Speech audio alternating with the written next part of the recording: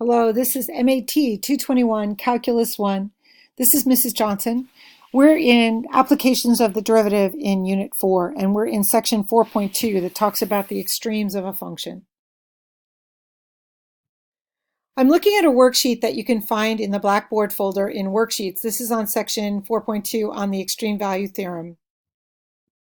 The first example here says, for each of the numbers a equals numbers a, b, c, d, e, r, s, and t, state whether the function whose graph is shown has an absolute maximum or absolute minimum, or neither at each one of these points.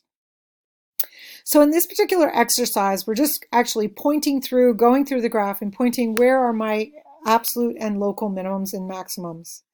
So let's look first at point x equals a. At x equals a, we notice that the value of the function, the output of the function, is lower than any points near it. So this would be considered a local min. At x equals b, we notice that the output of the function is the highest output of all the outputs of the function. So this would locate our absolute max. At x equals c, we notice that at this particular point, it is neither higher nor lower than the points around it. It doesn't achieve anything here. This is neither a min nor a max. At x equals d, we notice that this output of the function is the lowest output of the entire interval, so it would be the absolute min. At x equals e, we notice that this particular point is higher than the points around it, but not the highest point, so it would be a local max.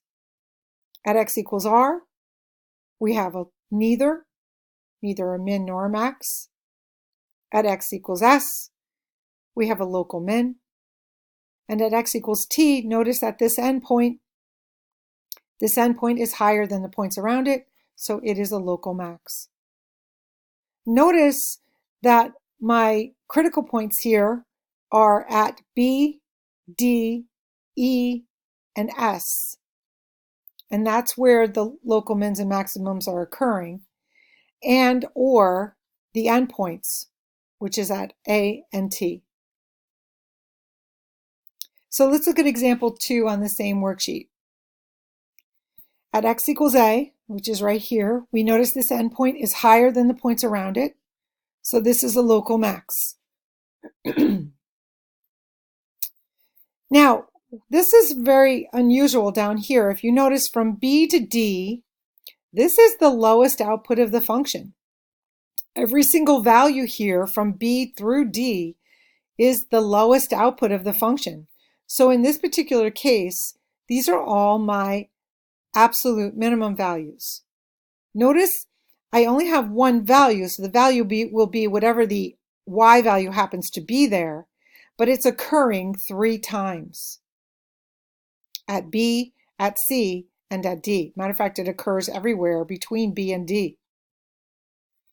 The next point is point E. Notice it is the absolute max. It is the highest output that this function achieves. At x equals r, we have a local minimum. And at x equals s, we have a local maximum. Now, they didn't have a point here for this other endpoint, but this other endpoint would have been a local minimum. All right, so now what about if we have a scale now with our values? So let's go through. Here at x equals 0, I have a local max. Here at x equals about 2, I have a local min. Here at about x equals 4, I have an absolute max. Here at x equals 5, I have a local min. Here at x equals 6, I have a local max. And here at x equals 7, I have an absolute min. So let's put it together with the actual values we found. We have a local maximum of 3 occurring at x equals 0. We have a local minimum of 1, notice that's the output value, occurring at x equals 2. We have an absolute maximum of 4 occurring at x equals 4. We have a local minimum of 2 occurring at x equals 5. We have a local maximum of 3 occurring at x equals 6. And we have a global minimum of 0 occurring at x equals 7. So when we have a scale on the graph, we can actually locate our minimums and maximums and actually tell what they are and where they occur. So looking at this second graph, looks like I have a local minimum of 0 occurring at about negative 0.5. It looks like I have a local maximum of 2. Wait a minute, this is not a 0, this is 1, right? Because here is 0. So I have a local minimum of 1 occurring at x equals negative 0.5.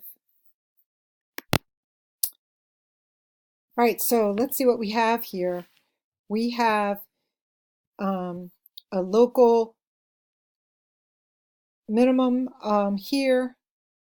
We have a local maximum, local minimum, local maximum, local minimum, local maximum, local minimum, and then a global maximum here as we move through this function.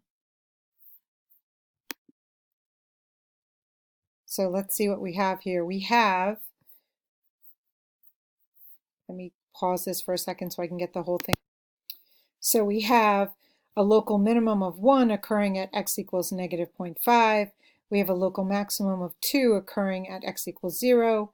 We have a local minimum of 0, or excuse me, an absolute minimum of 0 at x equals 1. We have a local maximum of 4 occurring at x equals 3. We have a local minimum of about 2 at x equals 4.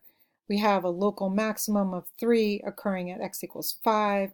We have a local minimum of 1 occurring at x equals 6. And then we have an absolute maximum of 5 occurring at x equals 7. All right, so this is just looking at a graph and pointing them out, going through. Notice the way we say them. The actual maximum or minimum value is the output of the function, and then the x value is where it is occurring. Number 5 and 6 on this worksheet deal with graphing a function if we know from 0 to 3, so we're going only from 0 to 3 on these intervals. And make sure it has these given properties. So let's look at number 5 first. I want an absolute maximum at x equals 0. So at x equals 0, I'm going to put a dot on the curve. That's going to be my absolute maximum. At x equals 3, I want my absolute minimum. So at x equals 3, I'm going to go over here and put a minimum value. Can put it anywhere we want as long as it becomes our absolute minimum. At x equals 1, I want to have a local minimum, but I don't want it to be smaller than my absolute. So I'm going to put it over here. I'm going to put a value and not a little bit bigger than my absolute. And then at x equals 2, I want to have a local maximum. So I want it to be higher than both of those values, but lower than my global. So I put a point on the curve. And then we just connect the dots with a smooth curve. We could actually make this even a linear curve if we wanted to. So there is a curve that will meet all of this correct criteria. I have an absolute maximum at 0, an absolute minimum at 3, a local minimum at 1, and a local maximum at 2. For number 6, we want to draw a function from 0 to 3 so that 2 is a critical number, which means the derivative is equal to 0 or undefined, but it doesn't have a min or a max there. So at x equals 2, I want to draw a curve so that my derivative is equal to 0, but so therefore is a critical number or a critical point, but the graph does not have a min or a max there. All right, let's go on to number 7 and 8. It says locate the absolute extrema of the function on the closed interval. Again, by the extreme value theorem, if I have a continuous function over a closed interval, I am guaranteed extremes. I must have a global maximum. I must have a global minimum. These are going to occur either at critical points or at endpoints. So the first thing we do is take the derivative of the function. We set the derivative equal to 0 to find my critical values or my critical points. And in this particular case, I solve for this and I get x equals 3/2. Now to find absolute extrema, the only thing we have to do next is we know that my absolute extrema have to exist because I have a a continuous function on a closed interval, they're going to either occur at critical points, which is at this one critical point at 3/2, or at the endpoints. So for absolute extrema, our next thing that we do is find the value of the function. Notice I'm going back into the original function and find the value of the function at that critical point. I got 2.25. Then I find the value of the function at each endpoint, putting it back into the original function. Then I just compare my values. Well, the highest value here is 2.25. That must be my global maximum. And my lowest value just happens to be both the same, of 0, at both 0 and 3. Now, if I graph the curve, you can definitely see why that's true. If I graph this curve, it looks something like this. So we say this has an absolute maximum of 2.25 at x equals 3/2, and it has an absolute minimum of 0 occurring at both 0 and 3. Let's do another one. Let's do number 8. We find the first derivative. We set the first derivative equal to 0, do a little bit of algebra here, factor, set each factor equal to 0, solve. We get x equals 0 and x equals 2 are our critical numbers. Now I know I have a continuous function on a closed domain, so I have to have absolute extremes. They are going to occur either at the critical points or at the endpoints. So I'm going to put each value into the original function. F of 0 was 0. F of 2, which are the two critical points, is equal to -4. F of -1 equals also -4. And f of 3, in this case, happens to also be 0. Now, if I graph this curve, you can see why that takes place. You can see here at -1, the value of the curve was -4. At 0, I have 0. At 2, I have -4. And at 3, I have 0. So for this particular function, my absolute, and I'm actually stopping right here at x equals 3. I'm sorry, that graph should have stopped.